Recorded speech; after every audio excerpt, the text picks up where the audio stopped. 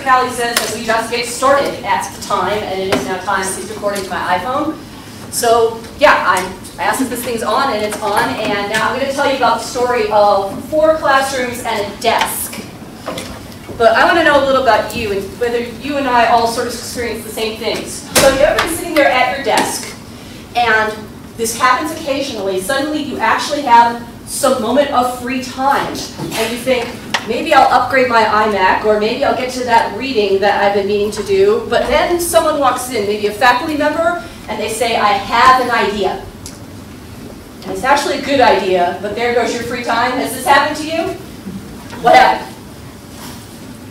Oh, it was just, you know, I thought that I would have a chance to work on this project that I've been interested in for a while, and then, you know, somebody wanted to do all kinds of statistical time analysis, and they needed me to help them set up the empirics. Right, and statistical analysis is fun, but it's not what you planned to do. But you got a lot out of it, I bet. This happened to me at the end of last semester. I'm sitting there at my desk, and I'm like, oh, I've got all of December to catch up on things, and in walks Professor Martin Mallon. Martin Mallon has been a professor at Chicago Kent for a long time. He intermittently uses technology, but when he does so enthusiastically. Professor Mallon is a professor of both labor and employment law, but also he is an arbitrator. He does hands-on work. He applies the law that he teaches. He is very high energy. And he was planning to teach an intercession class, one of those week-long classes that we hold between the fall and the spring semesters. And he wanted that class, the class time itself, he just wanted students to do simulations. But he's a doctrinal guy. He also wants the students to learn the doctrine and the theory. So he wanted to see if there was a way that he could give the lectures to his students ahead of time, before class, and then they could do the readings, and they would be all ready on that first day to just start going with the simulations right then. Did we have a way to help him prepare the lectures, to record the lectures, and deliver the lectures to the students in a way so that everyone could watch it and could keep track of what was watched? And I was like, okay, well, there goes December, but yeah, we do have a tool, and that tool is Panopto. Now, has anyone heard of Panopto? By now, I think we all have, because Panopto is being used here to live stream all the events. Does anyone have Panopto? See Panopto what school? It takes school long. How do you like it? We love it. Love Panopto too. What about some of the others? Does anyone have a different lecture capture video management system? What do you have? MediaSite. MediaSite, that's a good one too. It's gotten very versatile, yes. Integrity? Echo 360. Echo 360? So between all the law schools, we cover a lot of those major lecture capture systems. But we have Panopto, and I'll tell you a little bit of a story about how we got Panopto. And we really like it because it helps us answer the questions that we get from faculty like this. Yeah, we can help you. This is our Panopto setup. And Panopto, if you're not familiar with it, it does lecture capture. It does annotation. You can do live streaming like we're doing today. You can say I use it a lot for tests because I want to see what works and what doesn't. But we've got all kinds of people in the law school using Panopto. Faculty for various projects. We've got career services who use it, trial advocacy, and I'll show you some of the examples during the presentation. But let's get to the different stories that we have, because we've got lots of different ways that our faculty is using Panopto to really bring new ideas, new concepts, and new experiences to the students. And one of them is simulations. Now, this is one of our official pictures on our law school page, because at Chicago Kent you get a lot of experience in the courtrooms, getting a chance to play with our fancy courtroom ideas. But Professor Mallon wanted to bring these ideas to his classroom. He wanted to know, okay, can we replicate this kind of experience in the class and still provide the lectures everybody wants? He had 5 lectures he wanted his students to watch for an additional 5 hours of work, because he's trying to figure out how to do all the work so the students get the credit that they're supposed to get for the class. 2 of the lectures were DVDs that had already been prepared. We had permission, we uploaded it. In Panopto, you can upload pre-prepared videos to the system. And then he had 3 lectures that he wanted to give. 2 were just lectures with him talking. So we decided to add some visual elements to them, and 1 was a dialogue that needed a little bit less. So that was part 1. But then he also wanted to record the simulations in class, and then after the simulations were done, review the videos and see, how the students had done, what had worked, and what hadn't. Like, okay, yeah, I think we can do Panopto with that. But I also realized that this couldn't be just something that I did with Professor Mallon. We're going to have to get others involved. So we called our crack AP and IT teams and explained to them what was needed, and we all got together and started working on this project. So the first thing we did was record the lectures, because we didn't want them in the classroom. We got them set up, and we wanted to make it as easy for the faculty as possible. We made it so all the faculty member had to do was show up for the time he was going to do his presentations, give it, and go. And we did this by coming up with a plan. So AB split who was going to do what. AB recorded lectures, they set up the cameras, they got the lighting, they made sure the sound was good. We made sure the faculty just had to concentrate on the lecture. We wanted to make sure the files were really high quality because it was very important that the students got all the information. We wanted as few difficulties as possible. So we recorded this outside of Panopto so we could edit it and then upload it, so they provided the files. The library edited it, but what happens with large AV files? They buffer. They buffer, they take a long time to process. So we then had to also we found ourselves short on time towards the end. AV also helped us edit the files. Meanwhile, in the background, our IT group is setting up how students are going to access everything and make sure students are loaded into the system, that they are in the proper folders. We provided the training for the students, mostly by posting links on Twin with a little bit of explanation, and then we also monitored how students were going to use it. That was important to the faculty member because what usually goes wrong with the flipped classroom? Students always watch the videos? No. But in this case, the students had to watch the videos. So we had to make sure all of the students were watching the videos and follow up with students that were having problems. And someone mentioned buffering. The files were large. Professor Mallon was trying to watch the videos on his home network and was having problems. He kept buffering, it wasn't going anywhere. After some diagnosis, we determined that even though Professor Mallon and I lived in the same town and we had the same internet service, his bandwidth was much less than mine. I was able to watch at home, no problem, but his bandwidth was too low. So we realized that low bandwidth could be an issue. We wanted to make sure students were not having that same problem. So over winter break, we sent this videos to the students early. We told the students, okay, 2 or 3 weeks to watch this. Don't watch them all at once. Don't wait till the end to watch it. Watch it early so we can diagnose problems. Of course they did that, right? Of course. They did watch, generally towards the end. They were good about not watching, binge watching, so we warned them that if you tried to binge watch, they were great videos, but if you tried to binge watch several hours of labor and employment law, it might be a bit much. So they did do that. But we could monitor the student usage and make sure that everyone watched it. We monitored each student, and we said, okay, this student's watched everything, and this student's watched everything. If we saw a student wasn't watching, we contacted them. We did run into an issue where a couple of students, it seemed like they'd started to watch the videos, but then maybe only watched 5 minutes. When we contacted those students, the students assured us, yes, we watched the videos. It may be because what are students doing during winter break?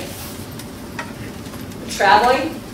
Maybe the hotel connections made it so Panopto wasn't picking it up. It was clear in class that they had picked up on the concepts. All the students did a great job with the simulation, so clearly they had all done the reading and watched the videos.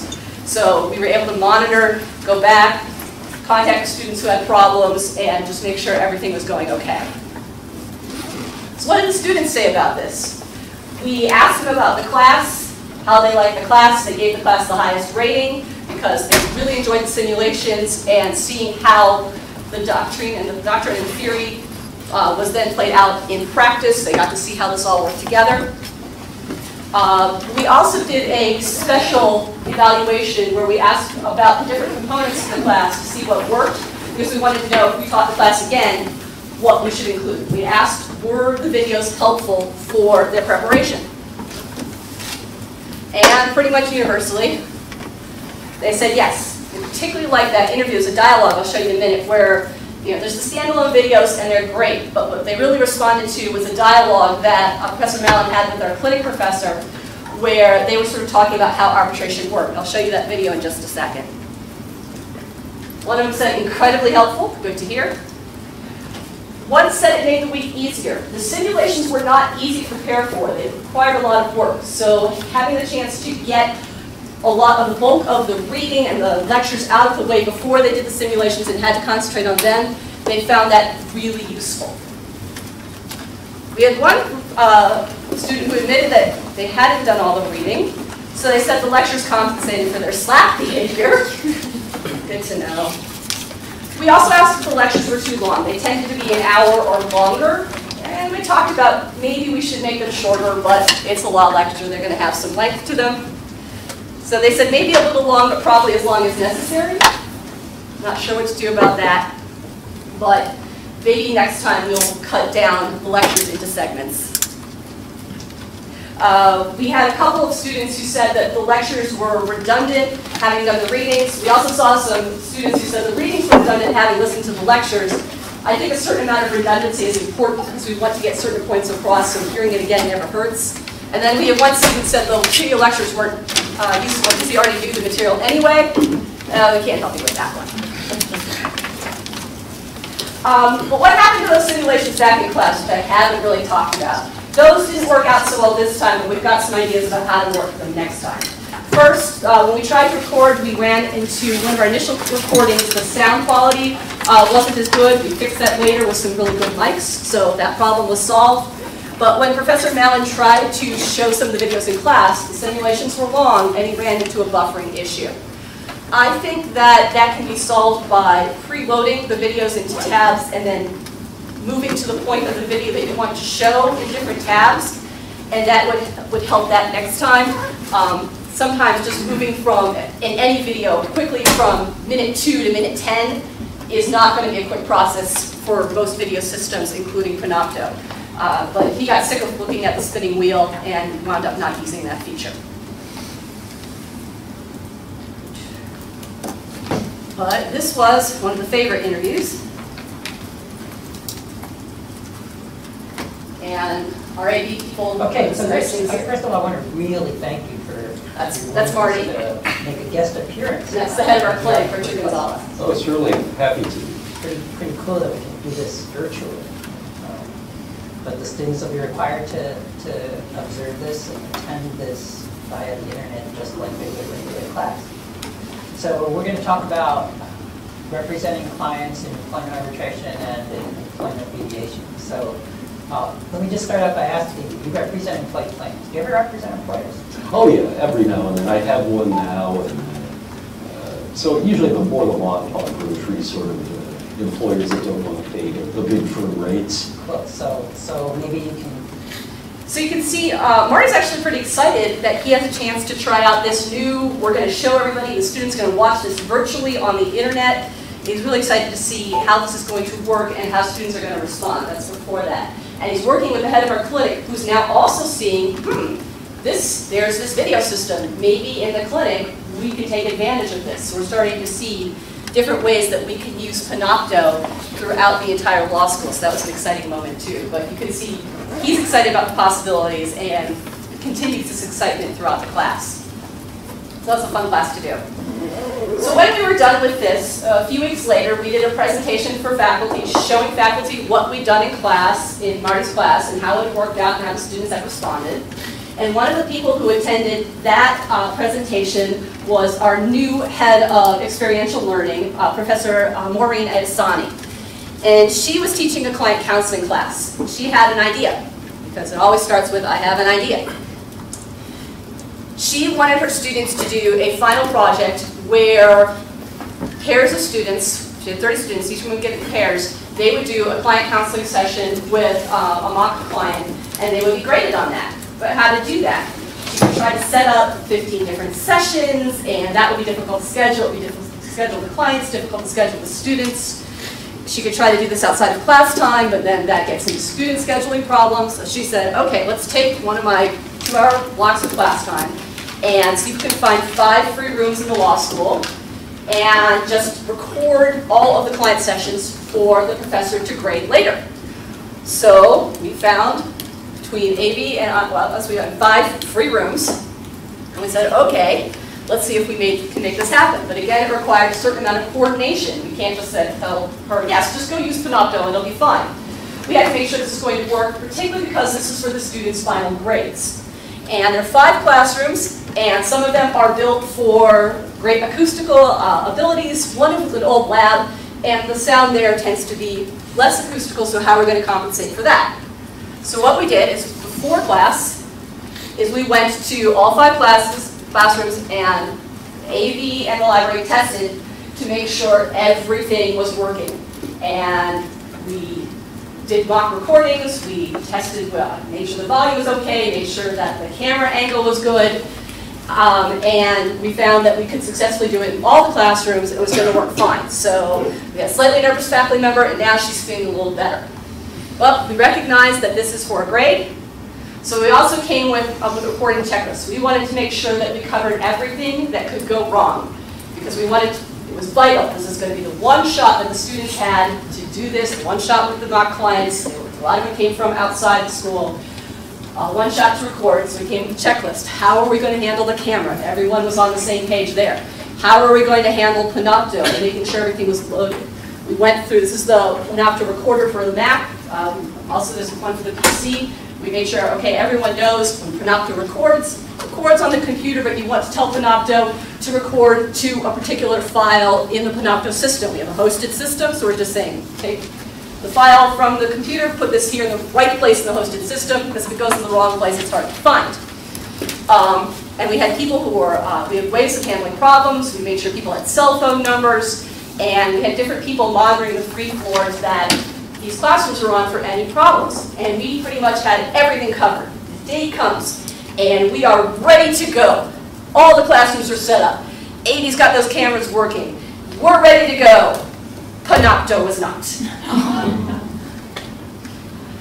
I've got to say Panopto was generally really, really, really reliable. We just happened to be recording on a bad day for Panopto. The hosted sites went down universally, pretty much only during the time we were recording. It was up for most of the rest of the day. But we had our backup procedures. We knew what we were going to do. We were able to record. Panopto can do offline recording. We were able to get that working on most of the computers. And as we saw in Marty's class, anything that's recorded can get uploaded.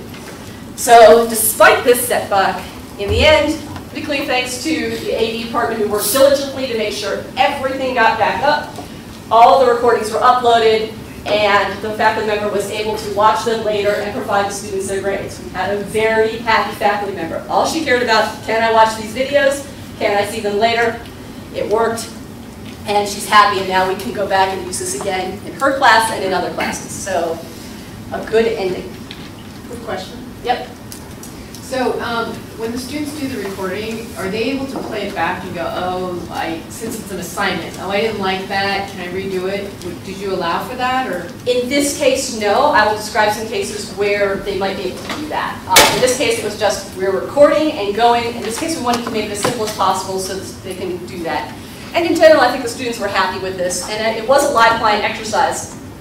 In a live client situation, you wouldn't have a redo. Right.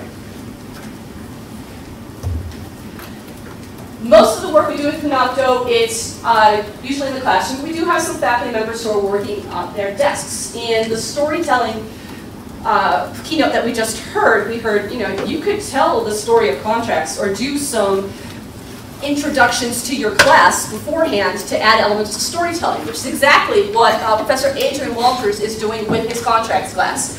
Contracts is a first-year class. He teaches in the fall. So he's got a group of students who have not been to law school before and may not know a lot about law school or a lot about why they're learning contracts. So he creates a short video that introduces himself, introduces law school, introduces the concepts of why they're going to learn contracts.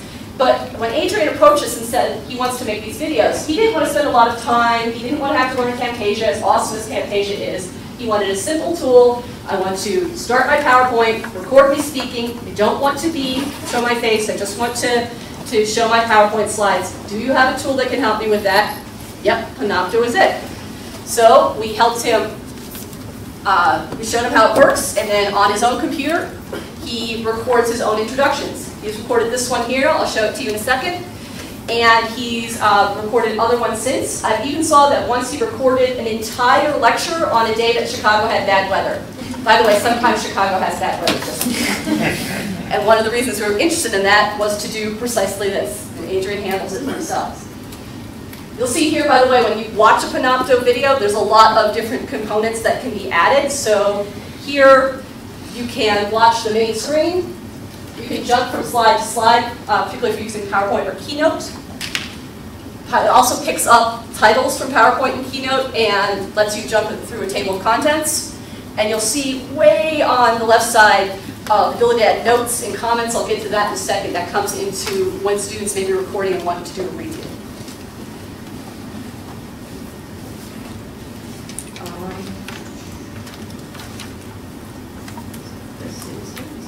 So here he's explaining about buying a cup of coffee and how it's like a contract.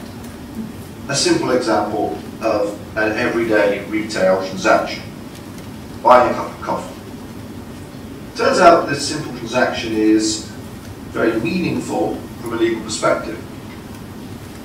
It's laden with legal implications.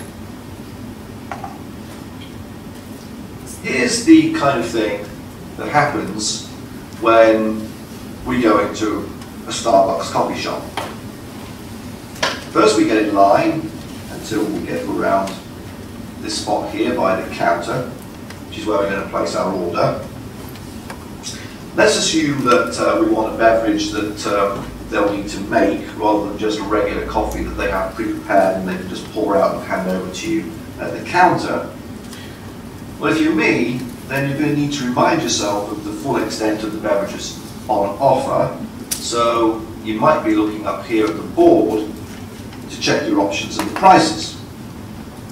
What then happens is something like this. I'll place my order with the barista. Please can I have a tall latte or whatever it might be. The barista will say, sure, that'll be X dollars and cents. I'll hand over the money and then I'll move along to the end of the counter. So, now he's got an element that maybe students had thought, oh, there's a contractual element every time I go into Starbucks. And in his very soothing and British way, he's explained to the students, all right, everything you do in everyday life has an implication for things that you're going to learn about in law school. He's bringing it together, and he's using this short intro as a way to get students started on that concept before they even get to the first day of class. And that way students already have a leg up by the time they show up in the actual classroom about a week later.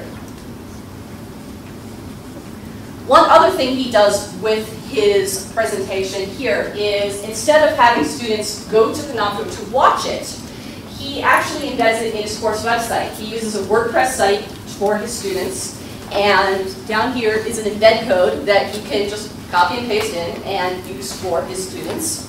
You can also download Panopto videos in different qualities, so high quality or low quality. And you can even, if you want to, just showcase parts of the Panopto video. So Panopto video could have a person speaking, it could have slides, it could have a document camera, and in downloading you can select which one you want to see. By the way though, when you make these kinds of changes, anytime you do anything with Panopto, you record a new video and upload it, you make a change in the video or in its quality or what it's showing, Panopto has to process it again. And that can take some time. So if you're working with the Panopto videos, just be sure you build in the time for video processing if you're making any changes in quality or appearance. I have a question about embedding the Panopto videos. Do you still get the use of the analytics that Panopto provides when you embed it on an external website? I'm not 100% sure. I'll have to figure that out. I know you get, I think you get some of them, but of course you won't get it by user if he makes it public and they don't log it in yet. Okay. So I think it would be the same as you would get for any public video. Okay. But I'll have to make sure. If it's still hosted with the system, it should. But if you download it and you host it yourself, you will lose the... Yeah. Yes, exactly. Anything that's downloaded, it's out of the system, they won't keep track of it. Embedding, I think they do, but I'll double check that. Because I know sometimes professors want to know like how many students, I mean that graph that you showed earlier that's very helpful info to some people. Yeah, so in that graph, the students had to actively log in and participate in the graph Panopto system. Adrian isn't as concerned. I think it shows the number of views, but he wouldn't know which of his students had logged in because he makes those videos more public.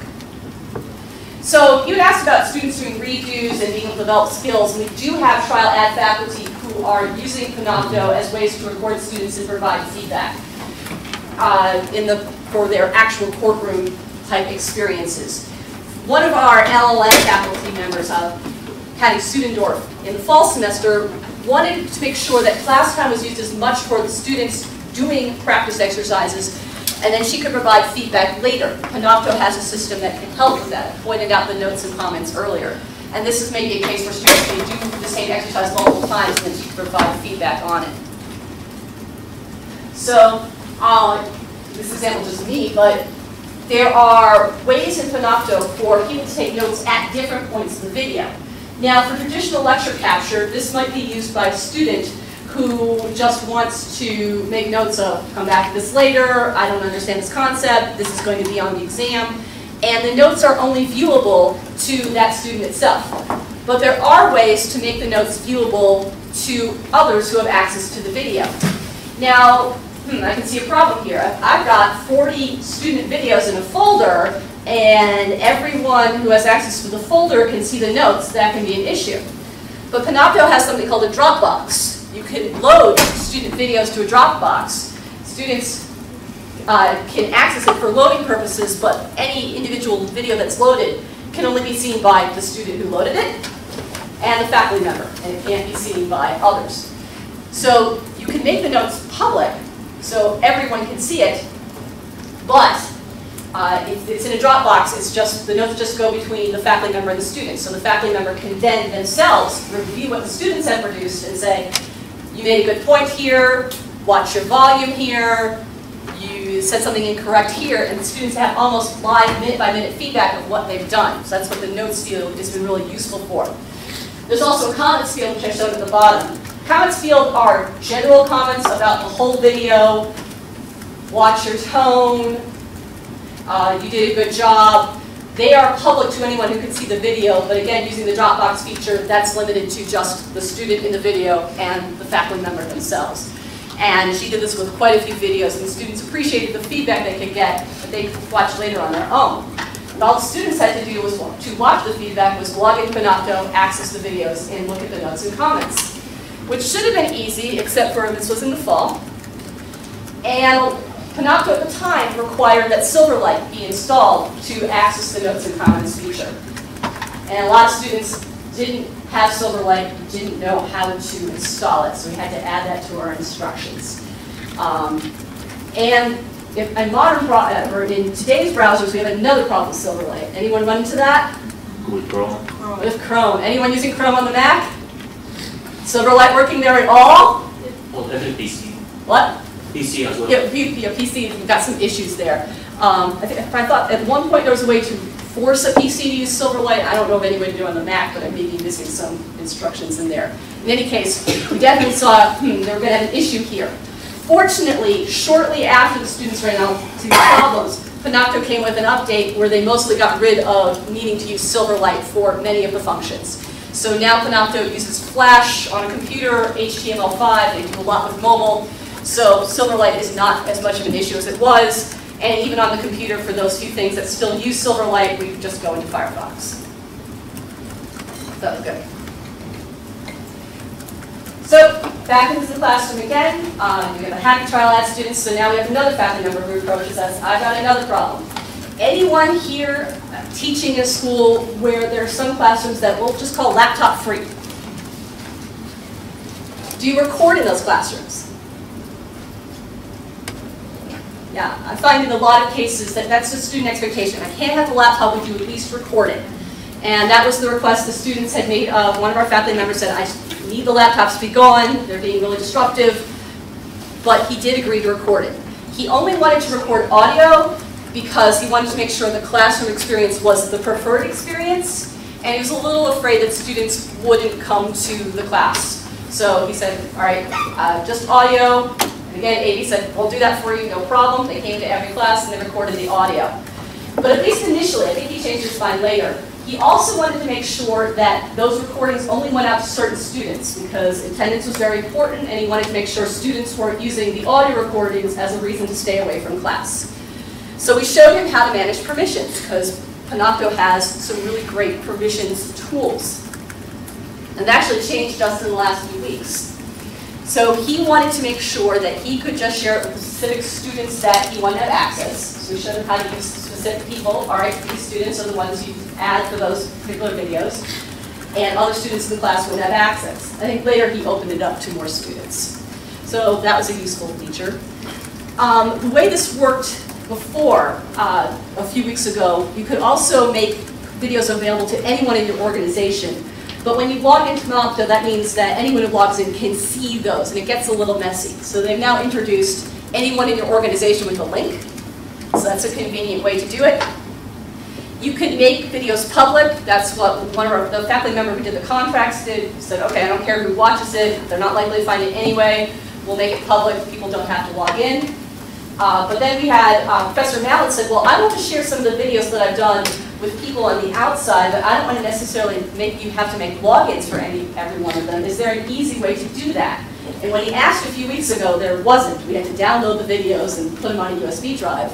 But now there's anyone with a link, and that's a really convenient way to share videos quickly with just the people we want to have access to. So the Panopto sharing features, they were good, and now they're even better. These are some of the ways we've used it in our class, but we're seeing Panopto used in many, many ways besides. So we do have a few faculty members who do use it for lecture capture. They don't like that term, by the way, but we say, we're just going to record your class. So we've got a couple, we'll just say, all right, we'll put it in your folder, you'll have access to it later. We've got ways of doing training. So Emily Barney will be talking about ways she uses workplaces later, but she's our training librarian. She'll do Google Apps training from time to time. But not all of the staff can attend the training. So then she puts her training onto Panopto for others to watch later. So I'm doing this specifically for staff. A lot of people are going to use Google Drive in different ways, and that's fine according to whatever your needs are as a staff member. But I wanted to cover the basic features. So this is an outline of what we'll be talking about today. Number one, what kind of convenience Google Drive provides, why this will be helpful to hopefully. What the core tools are, so you know that you can use it to do or to create. Sharing options, because that's one of the major strengths of Google Drive, is working with other people. And collaboration basics, because again, that type of working together is the major feature that Google Drive adds that the current way of working doesn't offer. So, Mark? So she was able to come up, people couldn't attend, they could get all that information later just by watching it on Panopto. And a lot of staff appreciate being able to do that on their own time, training on their own time. CLE has used it. This is our Piper lecture. We have it each year. Captured on Panopto. I think also live stream. And one major user I'm finding is CSO, Career Services. Students need to watch and learn about different things that they're expected to do with Career Services, different times that they need to file information and provide information to Career Services and meet with them. Not all of them can attend all of the different meetings Career Services set up. So it's available on Panopto for them to watch later. I think that's proved to be a really handy tool. And we're just seeing more and more different ways that we're using this Panopto beyond just lecture capture. And I think we'll continue to see more ways to use this tool now that we can offer it to our faculty and students and staff. So one final story I want to tell is how we got to this place, why Panopto to begin with. And I think some of you mentioned you have other tools. One of you said you had media sites. Maybe the media site person's gone. Echo 360, who has that? And how did you choose Echo 360? Our university. University. Anyone involved in the actual choice? It's campus-wide. It's campus-wide. Some of it's been imposed on you. We had it before as Echo 360, so. And why did you choose it at that time? At the time, we needed some solution to replace our aging video cameras for our trial practice classes, and the price was right. For those of you who chose a different system, if you were any of you involved in the choice that's not imposed on you in the university, why did you choose it? Well, ours comes with the course room updates like in 2006. Cool. And then it was not used at all until last year. So for 7 years. It's ramped up. Or more. Well, Yeah, and then we decided to keep it because the new updates were good. And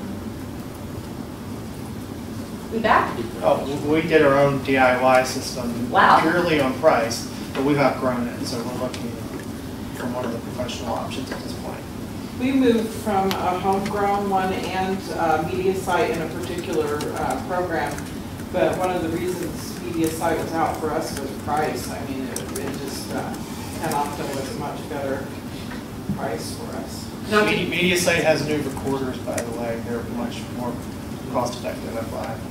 So we're seeing. Media site is more of not just lecture capture. You can do events and really high definition videos live. That's the unique, their unique market, I think. But we had a really old media site system. Yeah, that's why we And so we would have had to replace absolutely everything. And I'm not sure about Panopto. Do they have the desktop version? There's a desktop recorder, and there are self-hosted versions. We use the hosted version. So I mean, can students record videos on their own computers? they can. I'll explain a little bit about that in a second. Okay. And that's one of the things we liked about Panopto when we were looking at it, saying, oh, look, students can do their own recording.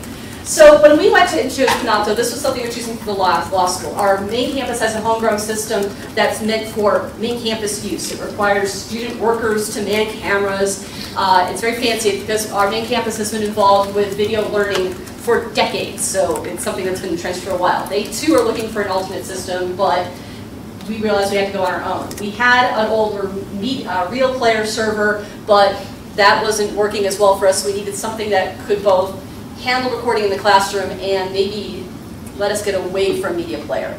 But there's one other thing we wanted to do. Librarians in this room? Okay, so did you ever do the thing where you bought a particular technology and later you told IT about it? And they were less than pleased about that because it doesn't work? We didn't want that. IT people? A time that you may have bought a piece of technology and later found out that it doesn't work with something somewhere else in the law school that didn't know what was going on? We wanted to avoid that too, so we started working together.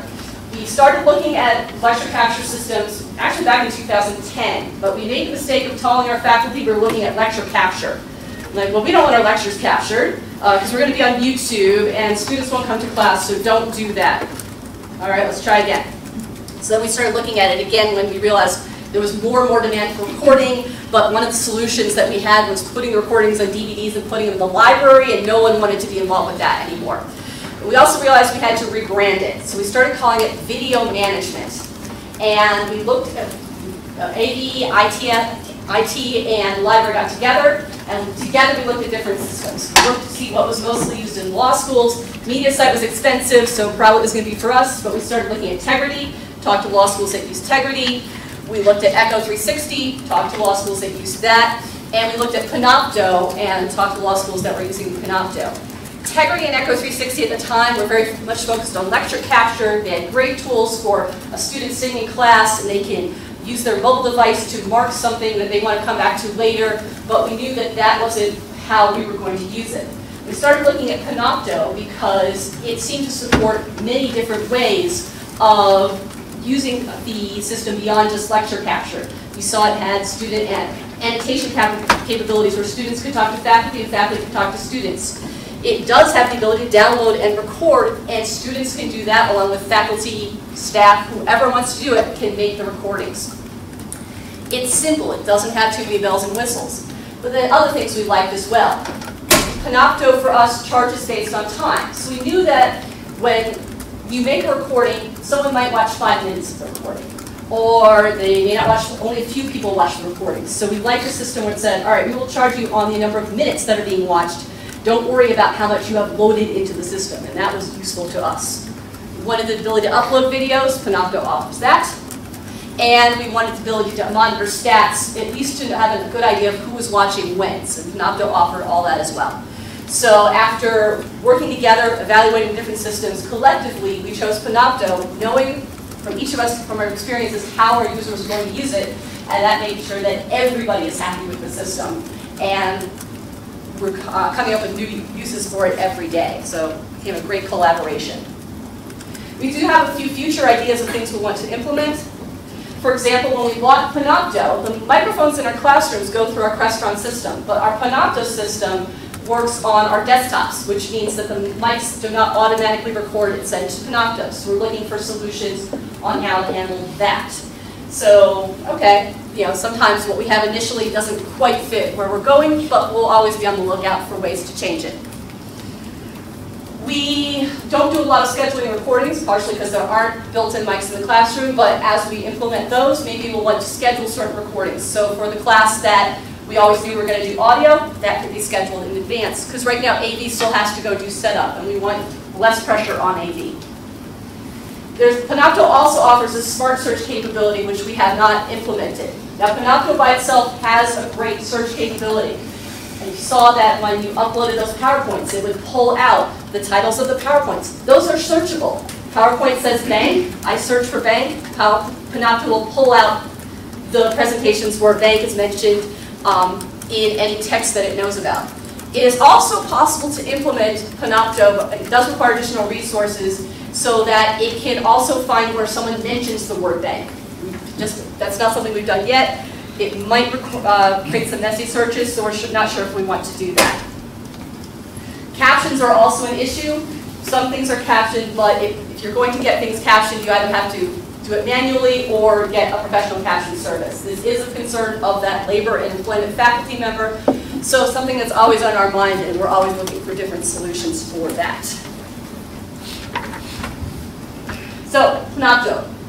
You really like the system? One of the things with anyone who are Panopto users here, again, do you like tech support? Because I found them to be hugely responsive. They will instantly respond to a request. If I say a student's having a problem, they'll say, all right, let me go find that student. And we'll individually contact faculty member. They will work with that faculty member until the problem is solved. You can see here 99% happiness, I guess one unsure. And they want those numbers to be high. We like its simplicity, we like its pricing structure, and we like that it's constantly making improvements. I told you the instant, oh my gosh, Silverlight's being a problem, and the next iteration Silverlight is gone. I told you, gosh, it would be great to be able to just create links to videos without having to mess with all permissions. Next iteration of Panopto, that's added. Didn't even have to ask. They will let you know in advance what's being done, they'll let you know how things are being added, and they'll keep you informed about what their next changes are. They're very responsive. There are a few things we could change. We manage Panopto's backend using Active Directory and File Service. That gets a little clicky. I think here they use Blackboard, so we're investigating maybe that could be an option. When Panopto does update, the recorders that everyone downloads to record on their own desktops also need to be updated, but they do not update automatically. Well, we wanted to decentralize things. Everyone can record. That means we don't know who has the recorders and who needs to update it. So we wish that was automated. The editing system I also find a little bit cumbersome. Anyone try to edit videos in Panopto? You find it easy? No. Why not? It's counterintuitive. Yeah. So the little scissor you think will let you trim the front or the back. No, it doesn't do that. Right. So you have to pull the front or the back and then click the scissor. Right.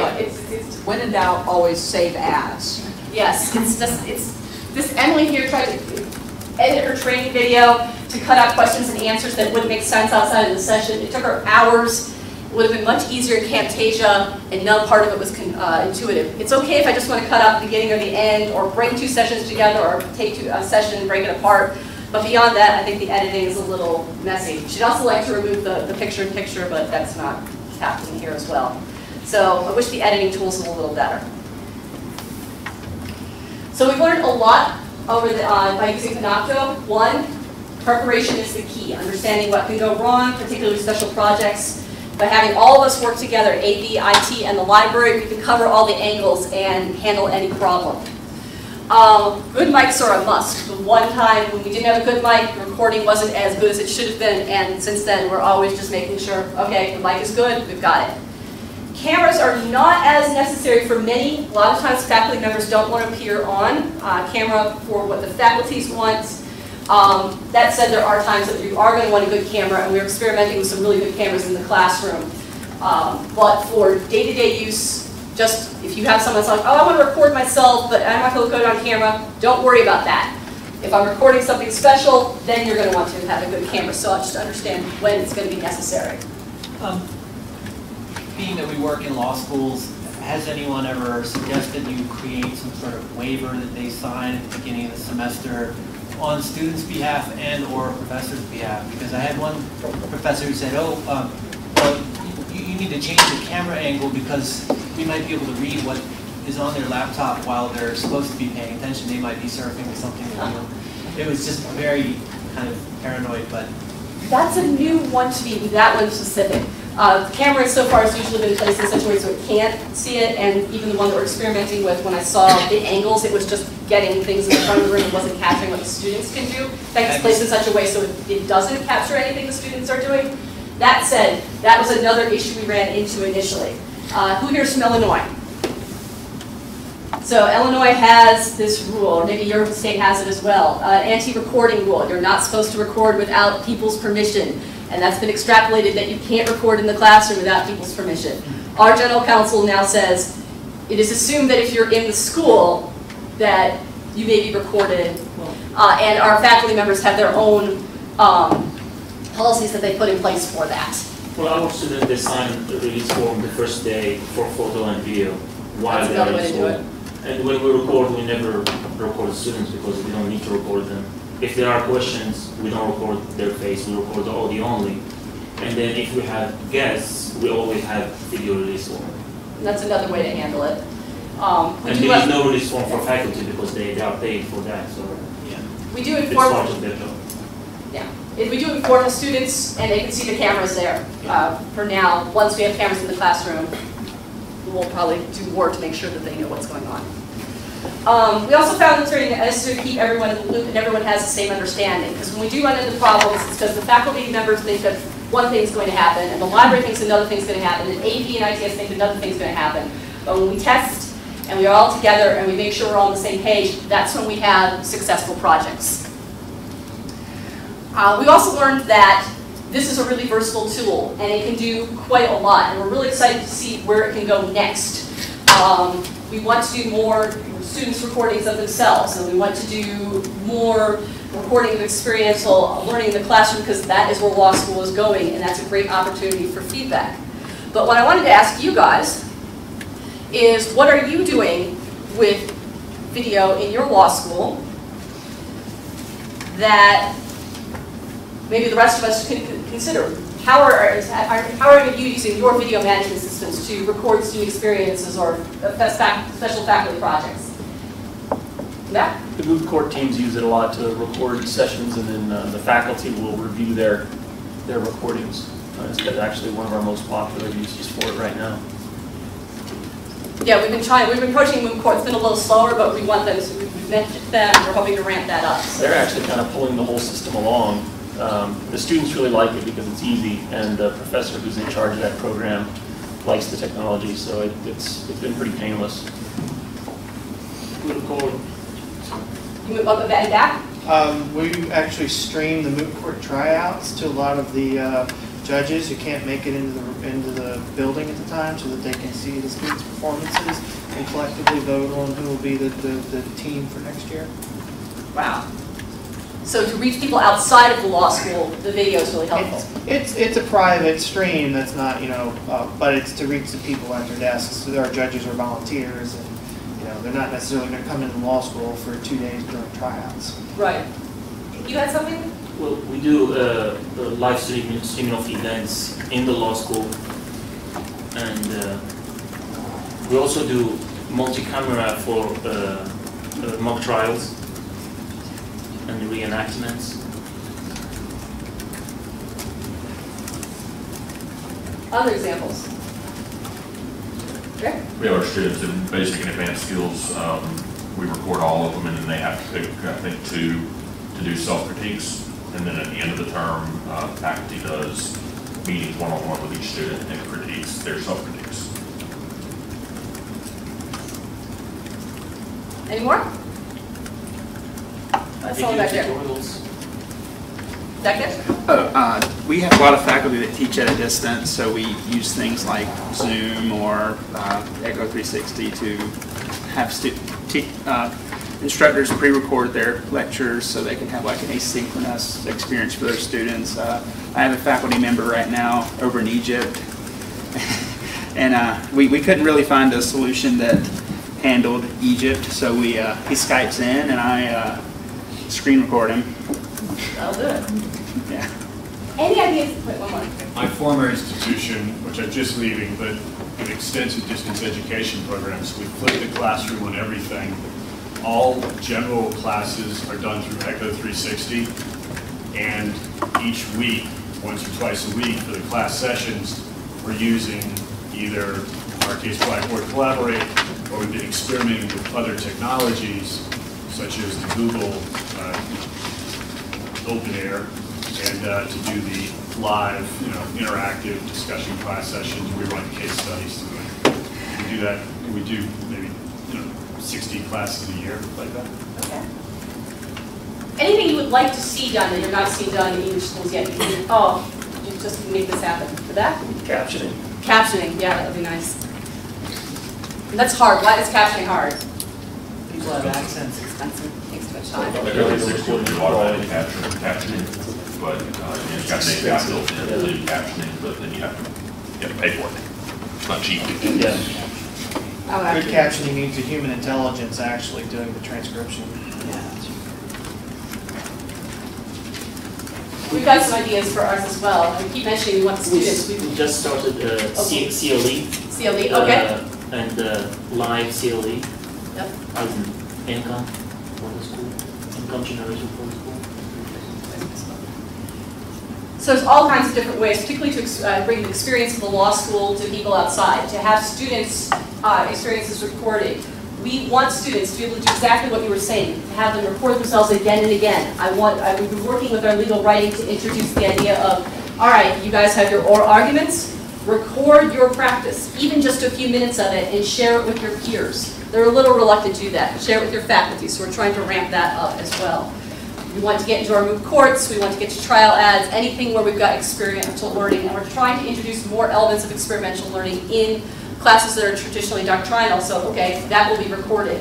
We had one faculty member who had every student presentation recorded just for, here's my PowerPoint for the oral presentation of this class, recorded that so we could provide feedback later.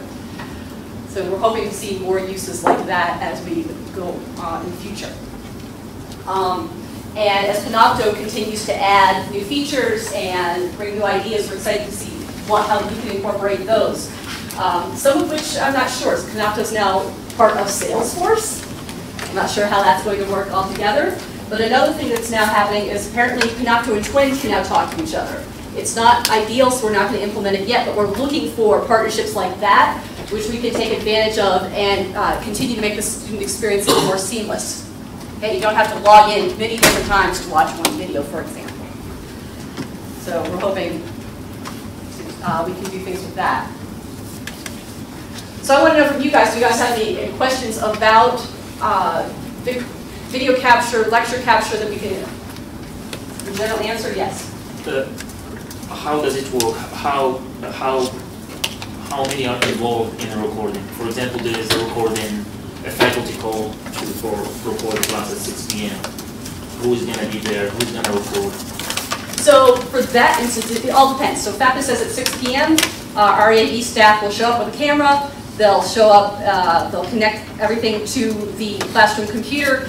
They'll start Panopto and let it go to the end of class. They'll shut it down and upload Panopto. Meanwhile, in back, if there hasn't been any advance notice that even this class is in the system, our IT staff will make sure that, all right, this class is a folder, the students in the class have access to it, to whatever level the faculty member wants, and make sure that happens as well. So if something like that, will just be handled as a routine matter. Two people, one AV and one IT? Yes. For each? Do you think there will be time where faculty can do this by themselves? That's what we're hoping once we can get more of some of the built-in classrooms. So we've now experimented with built-in cameras, built-in mics. That way, they'll be able to handle it themselves. Ours, for example, is pre-scheduled. I mean, at the beginning, There are some classes that have people who are enrolled online that aren't law school classes, that are grad tax classes. So that will be set up at the beginning of that term, the recordings for all of those classes. And there will still be people who show up on the first day of class to make sure things are going well and things like that. But otherwise, it's just mostly prep and support if something goes wrong. And as the demand grows, that's where we're going to have to go. We have limited IT staff, limited AD. Right now, they can handle the demand. If it gets to the point where they can't, then they're going to be looking for other solutions. Right there? So I work at the library here, and we put together a library classroom where I installed a $100 webcam, and everything's set up for recording. All I have to go is at the beginning of the semester for all the classes that I want to record, schedule it, and I don't really even have to monitor it that much. I just see if it's working in the class, test the camera right before class, and that's it. That makes things a lot easier. There? You talked about staff. One thing that I experienced in library school was they had graduate students who would do that, who would do the recording. They were trained on the equipment, and they paid them the slave wages they paid graduate students. So it was fairly cheap for the school, and they were still a live person there, so the professor, didn't have to worry too much about the technology. Right. That's more or less how our main campus handles it. They do it remotely, but even then, those costs were, the wages, you start to eat it when you have class after class after class. So the more automation we can introduce, I think the better it's going to be for everyone. Yeah. What's your strategy for the archive? You said you will pay per view, which I guess is for the bandwidth. But how about, do you need to keep the recordings? Do you have to keep the recordings? We don't have to keep the recordings, at least that's our current policy. Our AV has made the policy that they want to keep it for 2 years, because otherwise it just becomes a lot for them to manage on the back end. So their plan is, starting next spring, to alert the faculty, your recordings have been on here for a certain amount of time. We can preserve them if you want, or we're going to be purging them at the end of the semester. Just give plenty of notice, and then, because they're meant to be temporary recordings. They're not meant to be part of everything.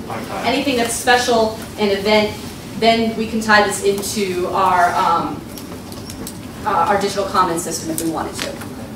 And do you do local backup, because this is on the cloud? We don't, but we can. We made sure that we could if needed. So for some reason we decided that we were done with Panopto, we're going to go with a different system, but we wanted to preserve everything. Yeah. We have the ability to do that. We built that into our contract very specifically, that we can pull things out if we wanted to.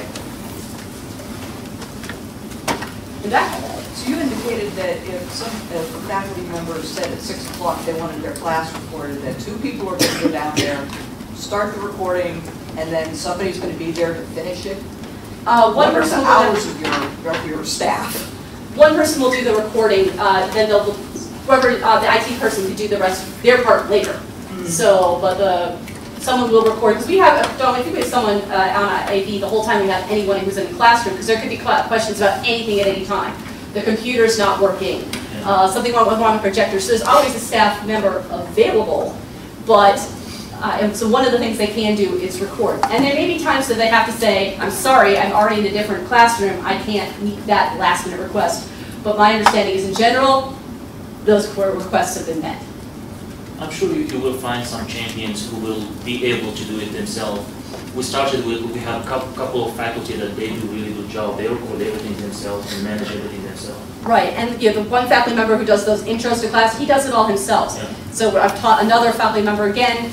He's not always on top of technology, but gets it a lot. He says, well, I want to make my own recordings, and he'll do it as well. Once we have more built-in things in class, if we get something you can click and go, that will make it easier as well. The problem, I think, is going to be teaching them, put it in your folder, which I think the scheduler takes care of. So again, automation will help us schedule, help us make things a little more seamless. Right now, we're still in the introduction phase, so people are still getting used to the idea. And the automation stuff won't work as well for some of the special projects, which require a little more hands-on by many different people to make sure those come off successfully.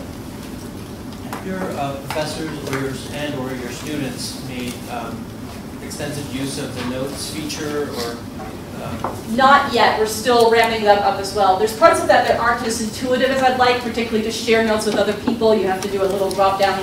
But we're trying to ramp that up. It's also time consuming, and sometimes it's hard to convince faculty do shorter videos, work with shorter bits of time, and just provide feedback on that, because then it's a little more manageable. When they find that they're trying to provide notes, feedbacks on 20, 30, 40-minute videos, that's not really feasible. A 5-minute video, that's something that can be handled, and we're working on that as part of our education. The PowerPoint, how it captured the words in the PowerPoint and sort of indexes things, that's really awesome. Yeah, we like that a lot. Our training librarian makes extensive use of that, and it sort of almost provides an aspect of captions, as long as she labels things correctly, that helps people find what they need quickly. It's not a perfect substitute, but it's the start of one. All right, it's 10:30, so I will be available for classroom for questions. Thanks for listening to our stories, and I can't wait to see what we do next as we really integrate experiential and video into our classes.